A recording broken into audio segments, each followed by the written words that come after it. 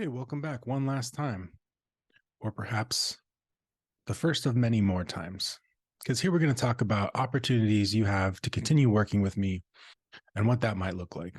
So, if you don't know already, I am a weight loss coach. I specifically work with people who have severe emotional eating and or weight issues. Some people I work with have over 300 pounds to lose. Some people have 0 pounds to lose. They're not overweight. They've somehow managed to keep their emotional eating in check, but still they're suffering and they desperately want to be free. They're tired of white knuckling it and having to outwork it constantly. Clients come from all walks of life, pretty much all ages, anywhere from 23 to 68 years old so far. And obviously, I'd work with anybody outside of that range. This is just who I've happened to work with so far. Most people fall in the 75 to 200 pounds to lose category. Although, like I said, I have worked with people outside that range as well. And most people I work with have had previous losses. They've lost a lot of weight before, 75 to 150 pounds, but they've usually gained it all back and then some. In the words of my clients, what do people tell me about their experience, about their struggle, of why they can't lose weight and why a lot of times they've given up? Why, despite 10, 20, 30 years of trying, they continue to fail. The top three things that I hear are a lack of motivation, that people are hopelessly stuck in emotional eating, and that people just don't have discipline or self-control.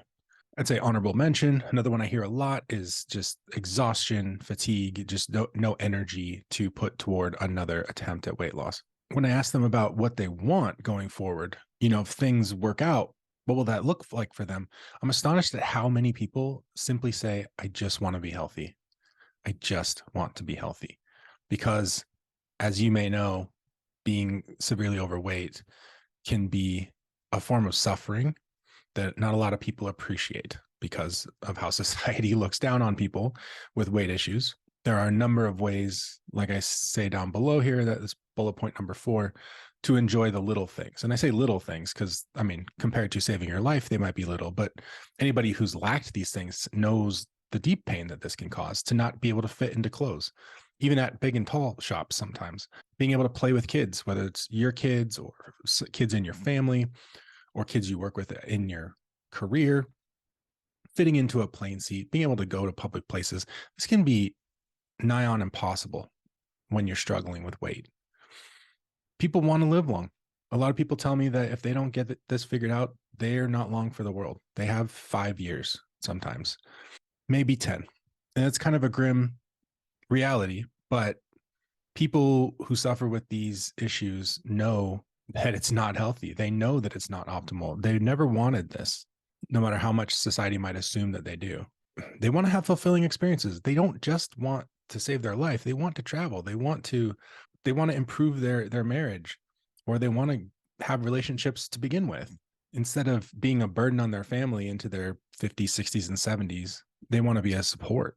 And that includes being a better role model for any of the kids in their life. So here's what I've noticed about the people I work with. Just some of the many commonalities that you wouldn't necessarily think about, but that have proven out time and time again to be the case. This does not cover everybody. Everybody's different. These are just general trends that I've seen. I've noticed that a lot of people with significant weight to lose are people pleasers. They're afraid to say no to others, lest they feel like an awful person. And related to this is a poor sense of boundaries. Right? If you can't say no to someone without feeling like you're a terrible human being, you're probably going to find yourself in situations where you're unappreciated, overworked, getting walked on by your friends, family, bosses, coworkers. Corkers? Typo there. Co-corkers are the worst. And this is often one of the first things that we see change before weight starts coming off, because it's really hard to have your full bandwidth of capabilities and strengths and energy when they're being leached away in these one-sided arrangements in every aspect of your life. Oftentimes, people have experienced adverse childhood events. These are, the result of parental neglect or abuse, or the abuse of a institution or an authority figure. These can also be the result of unfortunate events that were no one's fault. The death of a grandparent or a move across country, things outside anybody's control, but that might have been too much for that child to process at that time. I don't know if I work with anybody who had a really perfect childhood, although there are some people who definitely don't identify any traumatic things in their childhood, but something happened in early adulthood that set them up on a crash course to patterns of self-harm, the cycle of shame and failure, and the resulting loss of connection with self that results from that. An alarming number of people were put on diets at a very young age. These are almost all females, I've noticed. For some people, it was willingly. They wanted to do this too because they didn't like being overweight. For other people, it was intensely pressured by one or more parents. And it was definitely scarring. And it made the mechanics of weight loss fraught. It just made the weight loss experience just a minefield for their psychology. Clients tend to be the kind of people who put on a good face, but inside they are exhausted. They are feeling hopeless and overwhelmed with the inner workings of their mind. They feel like they're in this loud, never-ending, confusing, cacophonous other world that nobody else can see. And they have a hard time expressing it or even believing it half the time because, oh, well, isn't it hard for everybody? No, for these people, things are objectively harder. It's not relative. They are suffering. They are incredibly strong. They have immense fortitude. It's just being misspent on pushing boulders uphill, mentalities and patterns that keep them at a constant disadvantage, often because of patterns started in childhood, no fault of their own. And through coaching, we help them take back those strengths, those considerable qualities, and put them to work for their well-being to keep them at an advantage. And we often find, and this is related to some of the other points, that childhood expression and development were either repressed or outright punished. This can happen in a variety of ways, at a variety of ages. A lot of people feel a lot of guilt and shame over being, quote unquote, addicted to food or having a compulsive eating habit. But, it makes a lot of sense. If a child is being repressed and their psychological development is being impeded, that child has like a survival mechanistic level need to express individuality, to express their will and the intention to care for themselves, especially if others are not doing it. And kids don't have access to a lot of drugs of abuse, but they do have access to the fridge. And every child has associated at some level food with comfort or the mother's love, or you get it. How I help is I help people let go of control mechanisms in favor of a healing paradigm. It's not that self-control doesn't exist. It's just that I don't believe that that is the doorway into healing. Our culture is obsessed with discipline, and we often erroneously associate discipline with success nearly 100% of the time, assuming that everyone who's successful is disciplined and vice versa, when that's definitely not the case. We don't need to try to help the good part of you win the war against the bad part of you. We actually just need to end the war once and for all so that there can finally be healing and unity. It's like having two parts of a broken bone and thinking, I know the solution to this. Let's equip the better part to defeat the lower part, to defeat the bad part. And then peace and self-control will reign in all the land. And it's like, no, that's just how we pour fuel on that inner war. And going with that metaphor of something being broken, a lot of weight loss and exercise programs simply heap expectations on you rather than building supports. And so then we fail and we feel further shame at the fact that we failed again when this was practically designed to fail. And we see this playing out every day, everywhere. And we just keep going with it because nobody is offering a better solution. But that's what I'm here to do. I teach people the easy way out. A lot of times when we're stuck, the road that got us to 350, 450 pounds, whatever it is, that road is hard.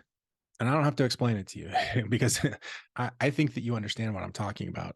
And the truth is that the way out ends up being a lot of easy avenues that we've just never felt permission to go down. Part of the way we start to dissolve those lies, those false impediments, is by leveraging reality. I don't have time to get into all the ways that I help people do this, but this isn't John's dogmatic approach to living. This is really an approach based in reality, based in your reality, heavily grounded in practicality. And this is why my programs have been so effective with people from all walks of life. I also help clients identify the voices of their survival mechanisms, avatars of abuse or authority, and their conditioning versus their intuition and their highest consciousness, you might call it. Some people call it the difference between the voice of God and the devil. When you don't know the difference, life can be a nightmare.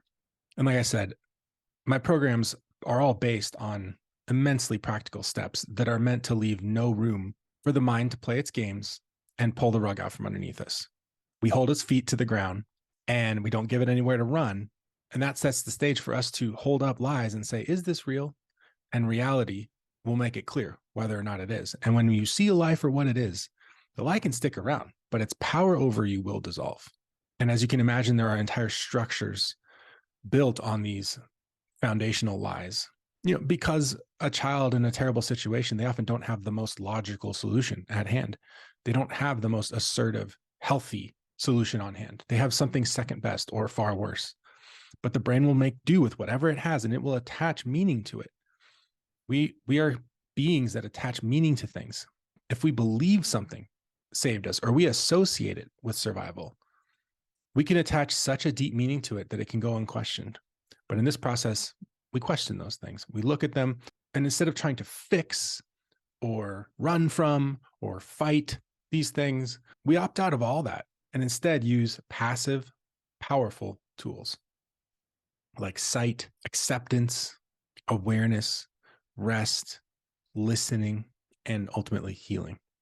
So the client transformation basically hits on like 5 key areas.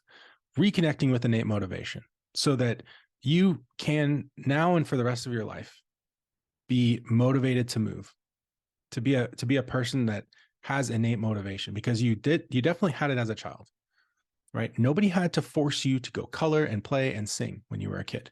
At some point, those things were taken away from you. And what happens is a lot of times our humanity is stripped from us in our maturation process, either by ourselves or by authority figures who sometimes are well-meaning. They just don't know what they're doing. But they can strip away our humanity, thinking that they're stripping away immaturity. And often this is the reason why we end up as adults completely cut off, disconnected, and so susceptible to some of these other compulsive behaviors. Speaking of which, we're going to let go of those compulsive behaviors, not by force or by act of will. We're going to slowly and deliberately pick them apart and dissolve them with the power of sight. We're going to upgrade skills and strategies for long-term successful weight loss. Listen, if you're listening to this, you've probably lost some weight before. You know intuitively basically how it works. However, we've also been inundated nonstop in the last 25, 30 years with such an increase in the sheer amount of information coming at us from the fitness world. And rarely is this information being brought to us by fair-minded experts who are just there to educate the populace. It's always coming from somebody who has a book to sell, or they've got a product that they're hawking. And sometimes they're spewing nonsense in a well-meaning way because they truly believe what they're saying. Other times they're just trying to complicate the process so that you need their product, when actually it's not complicated and you don't need their product at all.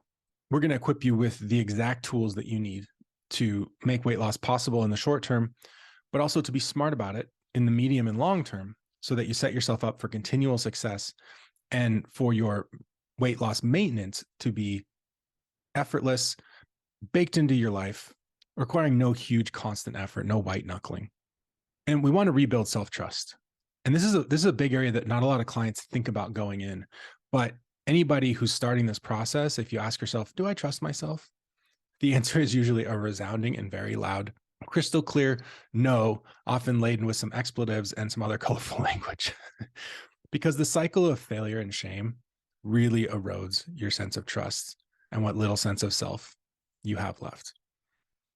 And when we put that self-trust back together and we really allow it to come back together, we also learn how to become confidently self-led, how to hear and feel and follow that highest consciousness, that inner compass that will always tell us what we need to know to make the next decision, to enter into the next phase of the journey, to take the next step, wherever it may lead. In my programs, my goal is not to have you lose weight per se. Obviously, I want everybody to get to a healthy weight, but that is a secondary goal. Actually, the primary goal of coaching is for you to become the highest version of you that you've seen yet. And that sounds more general and like woo-woo, but really it's you becoming a person for whom weight loss is straightforward and easy. Deep down, you know it's in there somewhere. There's a version of you who can do this, and it doesn't have to be hard, and you don't have to get in your way. And when we bring that person out and we strip away all the rest of the BS that's been weighing you down, It's not going to take a miracle for you to lose some weight and keep it off, especially when you're connected to your innate desire to move and play and you've lost interest in hurting yourself with food or anything else. The weight loss freedom framework is the distillation of the things that I've seen commonly come up in the coaching process. Now these kind of exist as pillars in the coaching journey, steps or phases, if you will. And it really works in the micro level. Like, let's say we want to get rid of people pleasing. We want to let go of that in our life. We would use this same process to let go of that single thing, while also in the grand arc of us becoming whole human beings who are letting go of past trauma, negative beliefs, and embracing the fullness of who we actually are. We end up following this process as well. So it exists in the macro and the micro level. So first, we leverage reality for easy wins. This is where that practicality comes in right away. We use what I call practical awareness. We get you grounded and aware of what's going on in your life so that your brain can have the data it needs to calibrate and make decisions easily for you. In this step, we start to see how simple weight loss can be and how much we can get in our own way, even with the smallest, simplest things. In this phase, clients lose the fear they have of the scale and the shame they have over the scale. In this phase, we often see clients starting to lose weight or significantly drop their calories or increase their activity and feel better because of it. It can be by a little or by a lot. I have one client, Olivia, she dropped her daily calories by 1,500 calories in this process without trying. Why? Because when she started really looking at the things she was doing day in and day out, she just went, oh gosh, I don't want to do that. That's not what I want. And so she stopped. It was that simple. Now, it won't be that simple or that big for everybody, but that's the impact that this phase can have. That first phase, it kind of feels like picking up money off the ground. Phase 2 is where we start to get into shakier ground. We start to get more into those places where our mind is playing tricks on us and really pushing us around, telling us what we're allowed to do and what we're not allowed to do. So we're going to dissect the cycle of failure and shame. This is important because if we can bring our willingness and objectivity to the things we're most ashamed of, like a binge or once again getting walked on by someone, knowing that we were making the wrong decision, not standing up for ourselves, you'll notice that the shame you feel about that isn't just there to make you feel bad. It's often there to keep you from seeing what actually happened and to keep you from going back and analyzing it. Because if you did, you would see patterns, you would learn from them, and you would change your behavior. Shame, I don't believe, is there to make you feel bad. I believe it's there to keep you stuck fundamentally. Because when in society do we tell people, oh man, this thing you did is so bad, you're not allowed to look at it. We're just not going to talk about it. Let's just move on. That's not how shame works in a capacity where we're trying to do it to alter behavior. No, this kind of shame is there to keep you stuck. Why? Because stuck is safe. The status quo equals survival because it hasn't killed us yet. And this phase is important because if we don't get past failure and shame, we're going to be blind forever to what's going on the inside. This is one of the first steps that we cross over and take a place where we've been unwittingly powerless and take back the power. And you step out of the reflexive shame that you've just been doing habitually, possibly for decades, and take up that first element of your passive power that you may not have explored much yet, which is simply that awareness, the right you have to look at the things that have happened. And instead of operating on the need for control, we begin allowing awareness to create change, which is more powerful than any control mechanism because control requires on prediction and perfection, whereas awareness simply relies on willingness and letting go of the idea of failure in favor of the idea of learning and growing. So in step 3, we scrutinize the structure of our captivity. Big words. What does that mean? This is where we identify the rule sets by which we live compulsively. We identify the rules to the game that keep us stuck, the patterns of permission or lack of permission, the map where it's been darkened out and we've been told we're not allowed to go there. Oh, that's too dangerous. We can't go there. We can't even go through there trying to get to somewhere else. So when we want to get to from A to B, we've got to make this crazy meandering path that's 10 times harder than it needs to be. This solves the confusion around why we do the things we do. And it grounds us in an objective reality of the present that allows us to hold up the survival mechanism without getting sucked into emotional memory and assess its applicability here in this moment. We assess its value to us, its groundedness in truth against the backdrop of reality. This rule that says I have to eat a pizza every time I feel sad. In this way, we examine the structure, keeping us stagnant and fixed to this place of struggle. It allows us to really start to see these broken places, and seeing them is so important. People tell you to love yourself, but they rarely teach us how to do it. And here you'll learn that it's really hard to love something if you're not willing to see it. And that seeing and examining can be a powerful step toward more fully loving yourself into a healing. The next step, we dismantle the prison. Here we use focus and sight to find lies, dissolve them with the power of presence and sight, accepting the truth of what happened, grieving what needs to be grieved, accepting what needs to be accepted, learning from emotions that have been trying to teach us for a very long time, finally feeling what we feel, and experiencing the deep peace that comes along in the wake of that. This removes the primary impediments to weight loss, the real stuff that's been keeping you stuck all these years. And it allows you to connect authentically, freely to your deepest desires, your truest self, your authentic passions, the desire that every human has to get up and move. And in step 5, we integrate opposing forces. You've been at war with yourself for a very long time. We can end the war, but that doesn't necessarily create unity. Imagine having 2 warring factions and we put down our arms. It doesn't mean that we're buddies. There can be a process of reconciliation that we have to go through.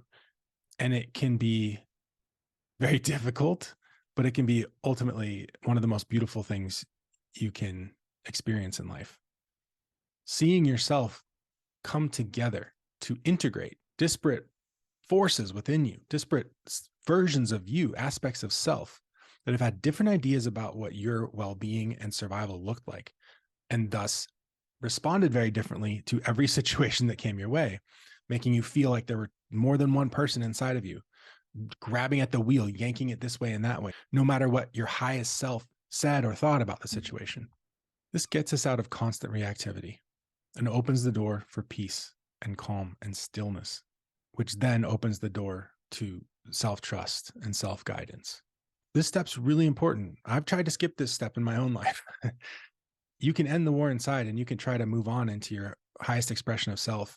But if you don't integrate these forces, you're going to continually see this war erupt again and again. This is our truth and reconciliation process that can put the conflict to bed once and for all and show you that you are one being with one past, one truth, and one future, and one will. And there never needs to be disagreement ever again. And you can step into a quietly confident mode of living. And lastly, we learn to embrace liberty with autonomy and authentic self-trust, self-directedness. This is where we stop playing defense. We finally start to play offense. We've cleared the battlefield. We've ended the war. And when we get to this point, it can be kind of jarring or alarming because after fighting for so long and we're constantly being harassed and told what to do by a survival mechanism, all of a sudden there's pure silence. And that can be the most terrifying thing of all. But in this phase, we learn that, oh, these feelings inside of me that now I'm listening to, they're teaching me, they're guiding me, they're giving me little packets of information from my subconscious mind. This is scientifically what emotions are doing. They literally are teaching you and helping you fully take in your surroundings. In this process, you will learn to deeply trust yourself and to be willing, present, and autonomous.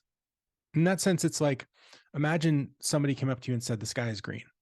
When you're willing, present, and autonomous, you can look at the sky, see what color it is, and now there's no discussion to be had.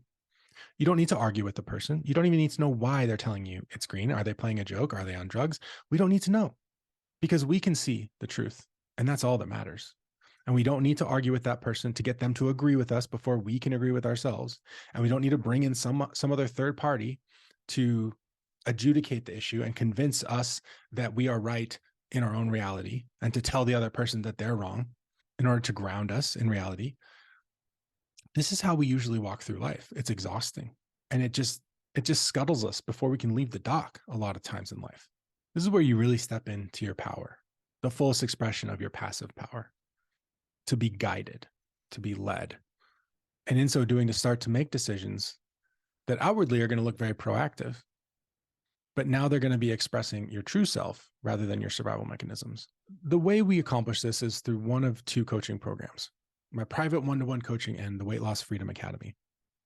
The Weight Loss Freedom Academy is going to start in March of 2023. I'm recording this in late January of 2023. It's going to be a 12-month program. There's going to be a course curriculum, which I will be teaching live throughout the first year, and then it will be there in perpetuity. For future students who come along, there will be an awesome online community hosted on our website, not on a Facebook group or anything like that. It's got a lot more functionality. It's got some really cool features like a built-in sort of like Zoom-like meeting room, a clubhouse of sorts for like-minded people who've had similar struggles, who have similar goals, to support, inspire, and help guide one another.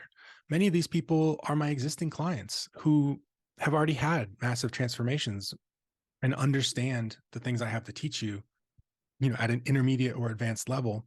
And as you go through the course curriculum and go through coaching, you'll have more senior students, so to speak, there to help guide you and give you their perspective on the various lessons that we will encounter along the way. And of course, we're going to have live coaching with me once a week, 48 times a year on average. I assume I'm going to need to take 4 weeks off because we'll have, holidays and stuff. But this is your chance to come and talk to me live. You'll get to see other people have their questions asked. People might ask questions that you never considered before at that point in your process, but now you have a context for it.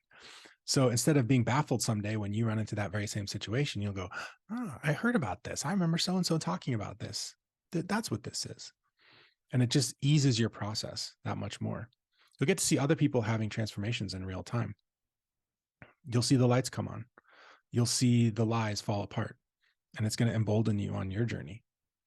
And of course, you're going to get a chance to get your questions answered, your sticking points addressed, right? The things that you can't quite get free from on your own, I'll be there to help you, because that is what I do best.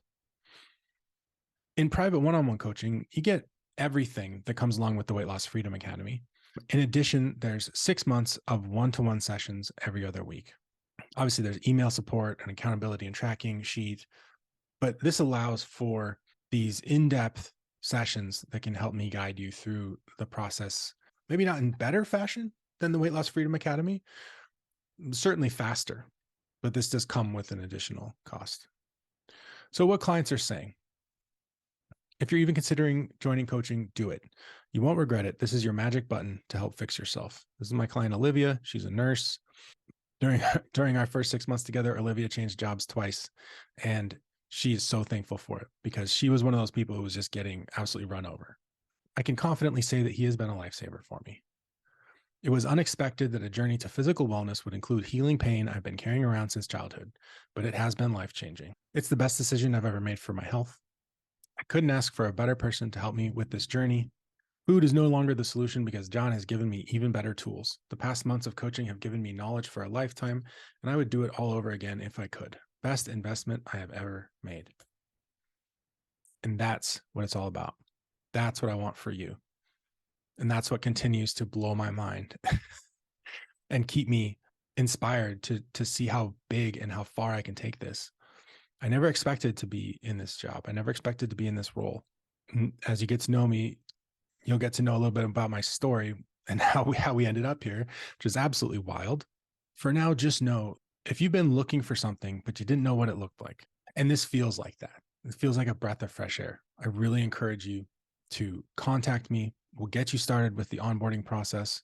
If you email me, I'll send you back some questions, 6 or 7 questions to help me get to know you and your particular struggles. Then we'll set up a free consultation. I will try to help you as much as possible, whether you decide to join a coaching program or not.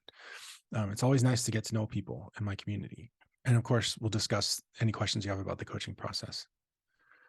In the future, I hope to have even more avenues for you to work with me, but right now, this is what we're working with. I'm really excited about the Weight Loss Freedom Academy. If you're watching this now, even if it's before that March date, we are open for enrollment, and enrollment will be open and rolling. So whenever you're seeing this, we are open for enrollment. This is part of why I created the Weight Loss Freedom Academy, because it's a lot more scalable. It's easier to allow it to grow than the one-on-one coaching. Obviously, there's only so many hours in the day that I can do that. Thank you for watching the Hunger Management Masterclass. Thank you for learning about coaching options. If the Hunger Management Masterclass blew you away, then quite frankly, you have no idea what's in store for you. So I look forward to hearing from you, hopefully very soon.